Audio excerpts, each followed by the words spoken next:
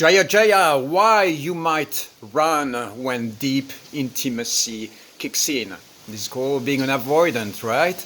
So I don't like too much that word. I'm going to reframe it a little bit to give you an idea about what's happening. So you have like two ways of positioning yourself in life. One of them is as a single person, free-flowing, full sovereignty, right? You are navigating life just by yourself, and another one is in a coupled experience. So when you have profound levels of energetic resonance being established with somebody, the fear is what you're leaving behind, which is like your own individual sovereignty. So being able to take that individual sovereignty and transmute that or transfer that in your coupling experience, this is the alchemy which brings the coupling experience to enter into full resonance. But in the early stages, especially if you're not familiar with the process, you go like, wow, I feel like I'm losing myself and I'm making myself so vulnerable and so open that suddenly there is the fear of shadows and traumas and possible negative past experiences coming to the field, and you are blasted with like, oh my God, feeling like you are losing yourself and losing your foundation. This is why when I speak with some of my friends who are falling in love, it's like I'm falling in love. And very often I see them being completely stable when they are single, and then suddenly they are in a relationship and my God, their whole world is kind of going a little bit crazy or falling apart. Or what this means is that you might not have the full integrated foundation to have a successful or fruitful coupling experience. It means that you might be missing some tools or some energies or some mindsets or some energetic emotional embodiment aspects to be fully flourishing within the coupling experience. And so that's a skill that you can learn. Being in a full, beautiful coupled experience is a skill that you can learn, you can develop. You can develop, discover ways of being fully grounded in a relationship, be really thriving with the partner, and being fully merging, have profound levels of energetic, emotional, mystical intimacy with that being without compromising your own individual sovereign integrity and without losing yourself in the process. So how do you learn those skills? You've got to jump into relationship.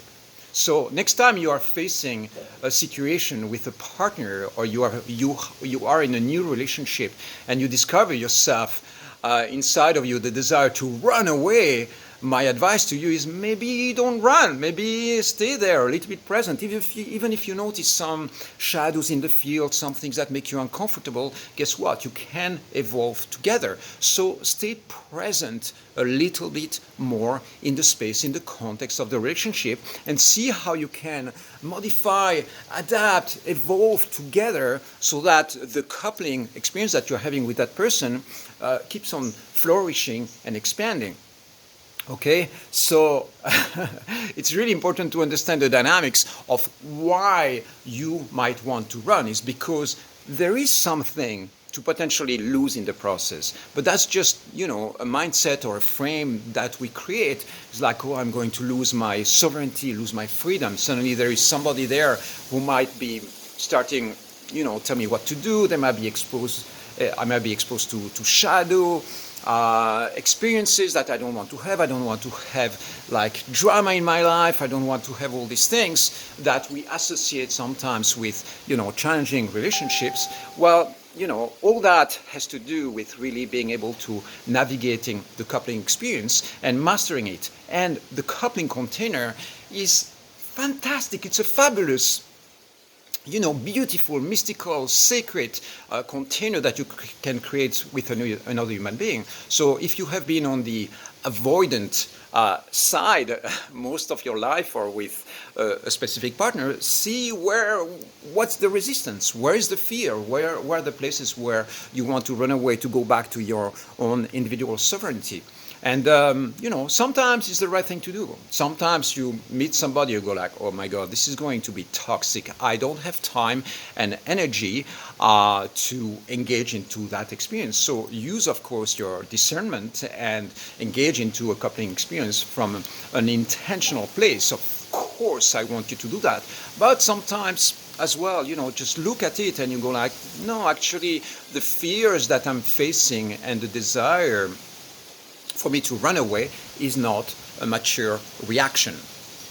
And if I position myself from a mature place, I'm going to invoke the power of trust, the power of truth. What is happening right now is that a deep part of me, guided from spirit and guided from heart, and I can feel a resistance in the emotional system or in the emotional body. My emotions are like freaking out a little bit, trying to find back their base. But at the same time, I can see that this is going to be a powerful, transformative experience that I want to choose. So I'm going to choose to be present with the shadows or the impressions and the desire to run, and not actually follow up with action. I'm going to stay present and engage into that relationship. So again, it's not one or the other. There are certain situations where running away and avoiding the relationship might be the right choice. It's not something to be shamed or condemned for, but having the choice between those two options and knowing how to navigate both, this is what I'm inviting you to do. I love you.